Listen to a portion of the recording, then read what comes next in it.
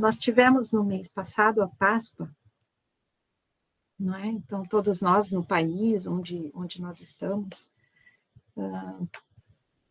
temos esse feriado, essa celebração. E a ideia neste mês de maio é nós, durante o mês todo, nós termos estes diálogos, essas conversas sobre Jesus. Os temas do mês de maio são sobre nosso mestre, nosso querido amigo Jesus, amigo de todas as horas. E a gente começa hoje com a luz que ilumina o mundo, que é um termo que era referido a Jesus. É uma expressão que até hoje a gente usa para se referir a Jesus. Eu gostaria de começar, nós pensarmos um pouquinho, né?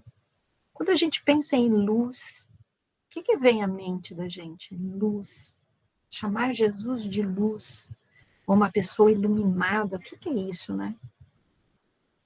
Normalmente a gente pensa, por experiência do mundo material que a gente vive, que a luz vem de algum lugar, não é? A gente acende a luz na sala, no local de trabalho. A luz vem da lâmpada. A luz pode vir do poste que ilumina a rua, né? As lâmpadas nas ruas.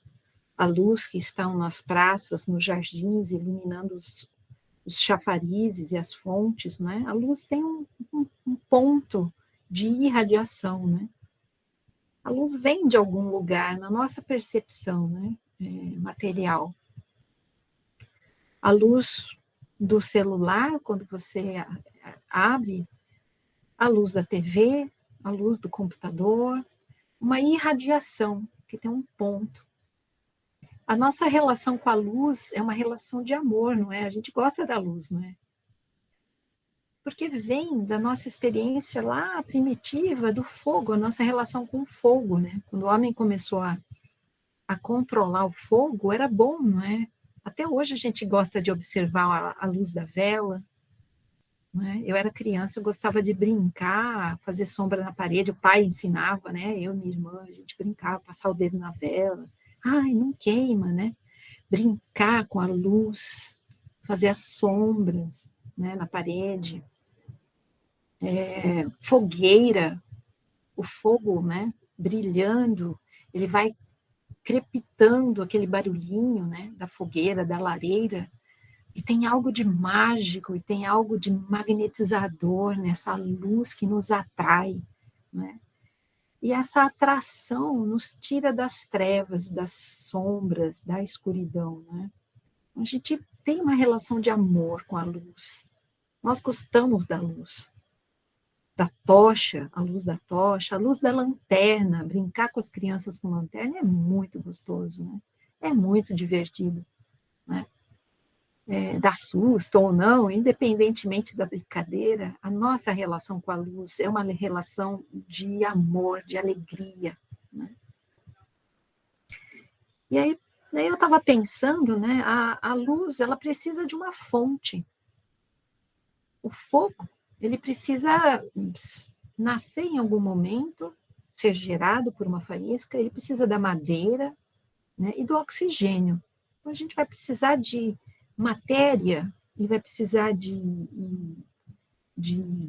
elementos combustíveis para sustentar esse fogo.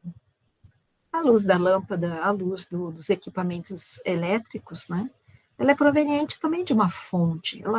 Essa luz que a gente está falando vem de algum lugar. Então, a luz que ilumina o mundo vem de onde? Essa nossa relação com a luz é sempre ela vindo de fora da gente. É sempre vindo da fogueira, da lanterna, a luz que vem da lâmpada, do abajur, do poste de luz na rua, dos faróis do carro, né? Ver as luzes de Natal que as cidades, né? Brincar com o vagalume. A luz do vagalume, ela vem de algum lugar.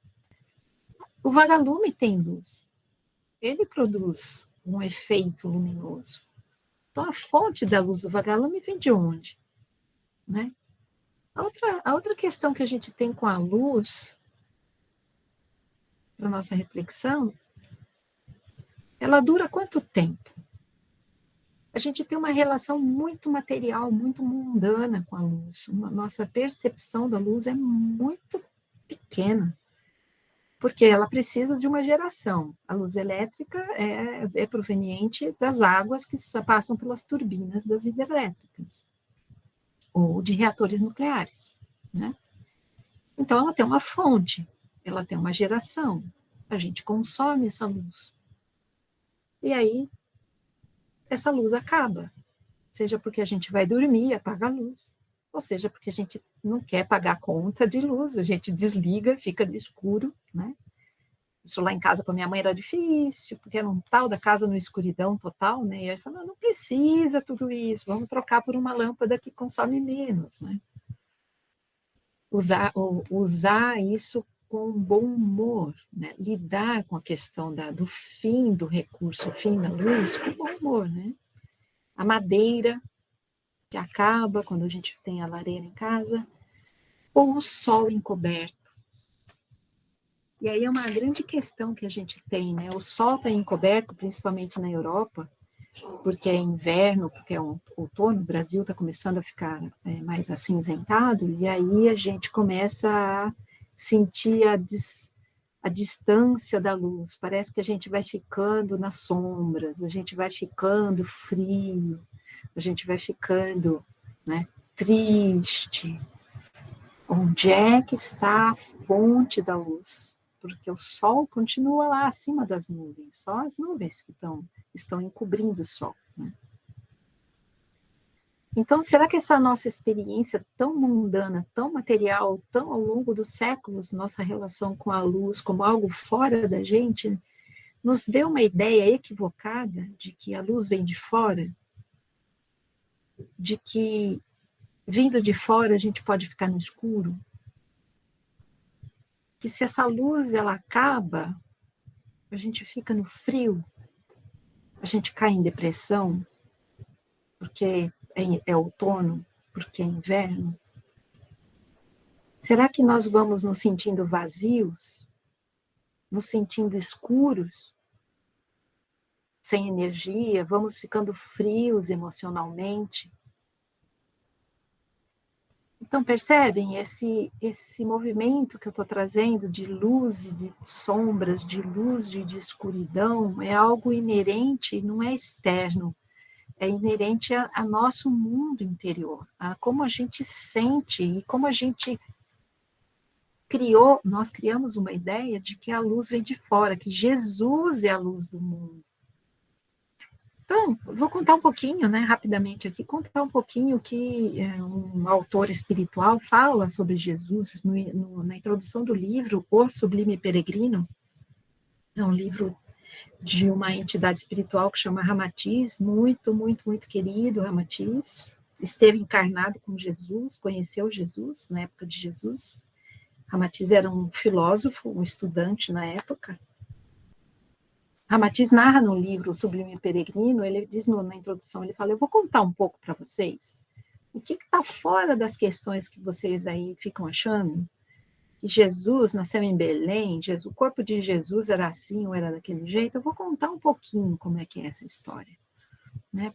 A partir do que Ramatiz, né, observa. E ele vai dizendo que houve todo um preparo de Jesus, um preparo muito grande,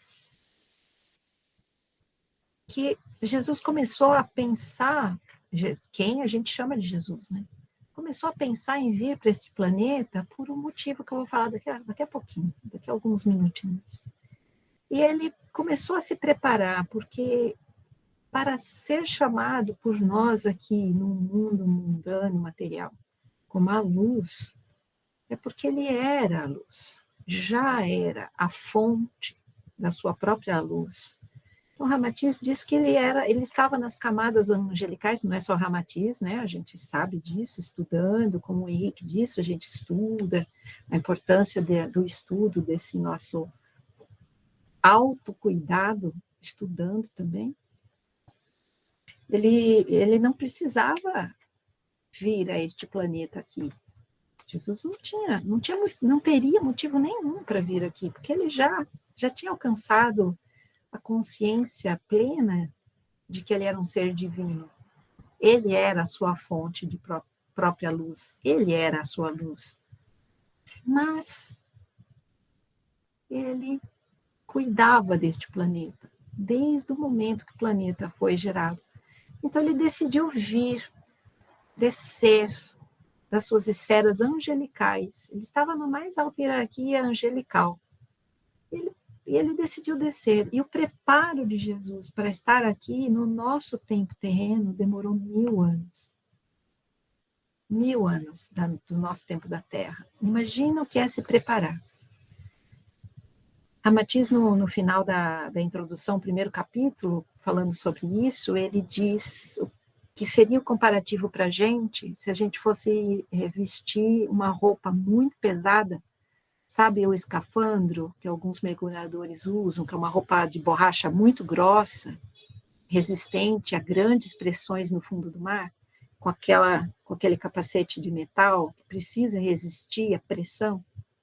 Como se Jesus estivesse vestindo uma roupa dessa, porque ele não precisava daquilo, para mergulhar na lama, na mais profunda lama. Opa, peraí, Jesus ia mergulhar na lama vindo aqui? Este planeta que a gente vive é um planeta em que a gente ainda nós estamos nos tornando conscientes da nossa própria luz. E a gente escorrega muito, a gente erra. A gente acha que a luz vem de fora. A gente espera que Jesus ilumine a gente. A gente pede para Jesus nos iluminar. Mas tem um processo aí de autoconsciência. Então, esse sol radiante, que era Jesus, se reveste de matéria densa. Ramatiz fala que era como se um raio do sol, um raio de luz do sol, tentasse entrar num vaso de barro. Né? O quão difícil foi para ele estar presente com a gente aqui, num corpo de humano, nas condições em que a gente vive, né?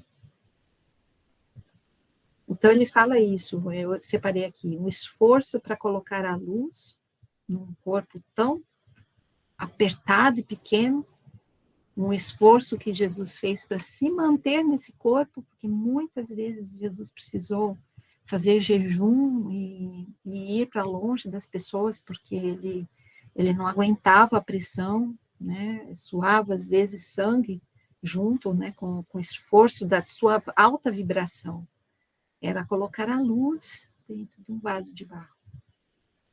E um esforço muito grande que Jesus fazia para neutralizar todas as vibrações negativas do planeta. Tem um profeta, 400 anos antes de Jesus vir, ele disse, ele tomou sobre si todas as nossas doenças, as nossas enfermidades. Ele foi transpassado, atravessado por isso, pelos nossos erros, porque a gente não obedece à lei do amor. Ele nos trouxe paz. E pelas suas feridas, nós fomos curados. Por que será que Jesus fez tudo isso? Se ele não precisava? Por amor. Então, pensando a luz que ilumina o mundo, por amor, Jesus, como disse Jeremias também, 300, 400 anos antes, disse, ele era um arbusto verde num terreno árido de deserto. E o que faz um arbusto verde no meio do deserto? Então vamos pensar o que é essa luz, por que Jesus fez tudo isso por amor, né? Descer das suas esferas angelicais. O próprio Ramatiz diz que ele não usou nenhum dos seus recursos angelicais para o conforto dele. Em nenhum momento ele falou assim, não, deixa eu morar aqui num apartamento de luxo, com todo conforto, eu vou usar os poderes para amenizar isso que eu sinto, de tudo isso que é difícil, da tristeza das pessoas, da falta de sensibilidade das pessoas, dos corações de pedra, não é? Em nenhum momento ele usou. Ele fez esforço para ensinar. Ele fez um esforço muito grande para mostrar para a gente e para acelerar o nosso ritmo de crescimento. Ele veio para dizer, olha, abram a cortina da sua tristeza. Abra a cortina da sua dúvida em relação a você mesmo. Você pode. Você é filho de Deus. Você é filha de Deus. Ele ia dizendo isso e ele ia vivendo isso nos seus ensinamentos. E ele foi dizendo para a gente que a Terra Matiz fala que é mais fácil para nós tomarmos um banho e ficarmos refrescantes. O nosso processo de encontrar a nossa própria luz é tão fácil perante Jesus como se a gente fosse tomar um banho refrescante. É muito fácil abrir a cortina. E qual cortina é essa? Dessa falta de amor próprio, de a gente achar que nós não merecemos, de achar até que a gente não merece o problema que a gente está passando. E esses ensinamentos do homem-luz, como ele é chamado, para a gente, ele pôde estar aqui, viveu, suportou. Eu separei um trechinho aqui, ó. Jesus viveu em alguns minutos os pensamentos, as emoções, angústias e ansiedades que as pessoas da Terra vivem durante uma existência inteira. Jesus suportava em um minuto. O ritmo do metabolismo de sua vida espiritual ultrapassava o limite do campo da humanidade inteira, o ritmo dele, a velocidade com que ele sentia. Exauria o cérebro de Jesus, o próprio metabolismo dele espiritual. A sua mente vivia hipertensa, cujo impacto se descarregava no seu sistema nervoso, apertava o cérebro, causava mal-estar físico. O turbilhão de pensamentos criativos, felizes, de luz de Jesus, fazia com que ele tivesse que buscar esses afastamentos, né? De fazer jejum. Né? E Jesus, como a luz que ilumina o mundo, ele usou, no período que ele esteve aqui, nos ensinando, mostrando, se eu faço, vocês também podem fazer. Ele usou todo o seu amor, que era intenso e puro. Ele distribuiu todo o seu afeto, desinteressado. Ele doava afeto para quem não podia dar nada para ele em troca.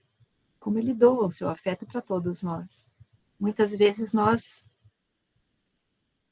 estamos lá fazendo a nossa prece, estamos dizendo, Senhor, eu não consigo, eu não posso, eu não, né, não vou ajudar ninguém, porque eu não tenho nem para mim. Às vezes a gente está nessa cortina ainda, nessa obscuridade ainda, achando que alguém tem que tirar a cortina, abrir a cortina para a gente. Né? E Jesus doando esse afeto desinteressado. A sua consciência era uma luz tão grande. Ele dizia, o reino de Deus é como as crianças. O reino de Deus, ele é como uma pessoa que planta uma semente de mostarda e que cresce, vira um arbusto grande. O reino de Deus é das coisas simples, do riso espontâneo, de ser uma pessoa espirituosa, alegre, bem-humorada. O reino de Deus estava aí. Com tudo isso que eu falei sobre Jesus, vocês acham que Jesus era deprimido? Triste? Ranzinza? Ficava reclamando? Ele teve momentos antes da cruz que ele falou, poxa vida, vocês não podem orar comigo? Mas era o momento final, né? É o momento em que ele estava sentindo ainda mais angústia. Jesus derramava sua presença amiga. Ele distribuía conforto e esperança, como um ser angelical que era. A sua serenidade se expandia, ele trazia bem-estar. Então, nesse movimento da gente pensar que Jesus é a luz que irradia e ilumina o mundo, o que ele estava ensinando para a gente? Que a sua luz é que ilumina o mundo. que o seu bom humor, por isso que eu falei do riso do Henrique, né? A gente estava rindo antes sobre experiências de criança e as brincadeiras de criança, a gente estava rindo um pouco mais cedo. O seu bom humor sem ser cínico, o seu bom humor sem humilhar os outros, porque cinismo e humilhação dos outros é pensamento. É dizer, eu sou mais inteligente que você. Não, o seu bom humor, sabe aquelas pessoas que são espirituosas e bem-humoradas? Isso é luz. O ser espirituoso é ver a vida com clareza, luz. Eu enxergo, eu vejo que você está sofrendo, mas vem cá, eu vou te dar um abraço. Tudo passa. Percebem que isso é abrir a cortina que nos deixa nas sombras, que nos deixa no escuro? A cortina do eu não consigo, eu não posso, a cortina do estou triste, em depressão, a cortina dos dramas que a gente fica inventando para a gente mesmo, né? Abrir essa cortina, porque não é a luz de fora que vai entrar, é a tua luz que vai sair, é a tua luz que ilumina o mundo. E ser espirituoso é ser presente. Eu estou aqui. E se o outro da tua frente está espumando de raiva, você continuar sereno. É o momento dele espumar de raiva, né? Estar ali do lado. Ou alguém está muito triste, você não sabe o que dizer, estar do lado. E dizer, estou aqui. Não sei o que dizer, mas eu estou do teu lado. Às vezes é só isso que a outra pessoa precisa, da tua luz. Você não precisa dizer nada, você não precisa parecer ser inteligente, você não precisa parecer ser um ser iluminado. Só seja. Seja você. Nada de ser sisudo, ser reclamão, achar que ser espiritual, eu sou uma pessoa espiritualizada, então eu tenho que ser séria, eu tenho que ser uma pessoa, né, ranzinza. Ser uma pessoa espiritualizada é ser espontâneo, ser você. Deixar a tua luz brilhar. Deixar o teu sorriso afastar as trevas, as sombras de uma tristeza. O teu abraço acolher como a tua casa está te acolhendo agora. Como o aquecimento que você tem na sua casa, o aquecimento da temperatura te acolhe. A tua luz é o abraço que você acolhe o sofrimento de alguém. É o pão que você leva para quem tem fome. É ser justo, honesto, quando precisa. Você não está sendo feito de bobo. Você está sendo presente. Está sendo você mesmo. Está sendo um ser de consciência. Então, esse era o sentido da gente falar sobre a luz que ilumina o mundo. Jesus não veio para continuar sendo o sol. Ele disse, você é o sol. Você é filha de Deus. Você é filho de Deus. Ilumine o mundo. Porque a tua luz não foi feita para colocar debaixo da cama. A tua luz foi feita para iluminar o alto, iluminar todas as pessoas que estão na casa. Sejamos nós, então, a luz que ilumina o mundo.